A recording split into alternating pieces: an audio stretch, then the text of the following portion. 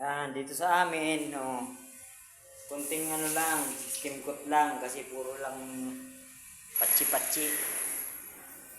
Uh, Pinis na tong bahay, puro lang patsi-patsi kaya ang hirap buuin. No. Yan.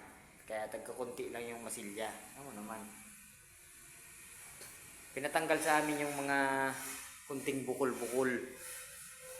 Yan, mga bukol-bukol na hindi nila nagustuhan sa pintura kasi may mga sumabay na bukol dun sa pintura. Yung, siyempre yung primer natin, nakaligtaan siguro nila na hasain, lihain. Yan, mga patsi-patsi lang yung ginagawa namin dito.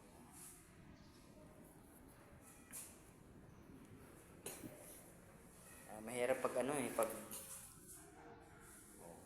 yan, mga tinuro yan sa amin.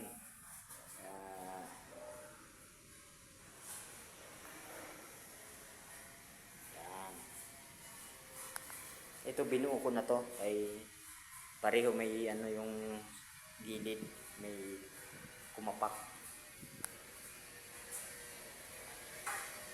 Tapos yung ito nagmix ako ng kulay.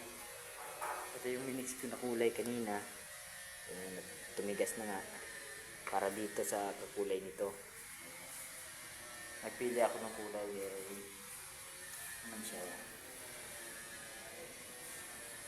para maging kamukha nito na may gold.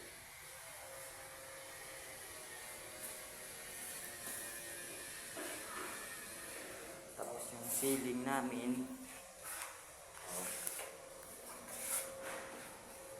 dublihan pa naman to. Hindi mo papansin kasi dublihan pa yan ng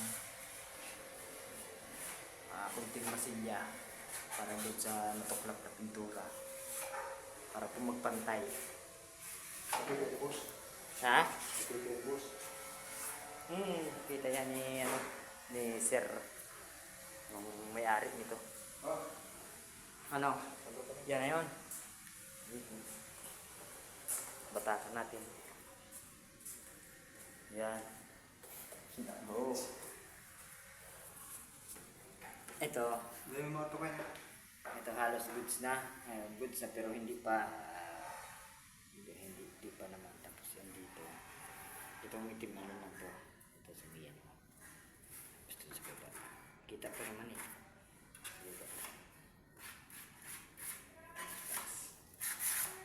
Balatan na natin yan ko eh. Tapos linis na lang kami dito.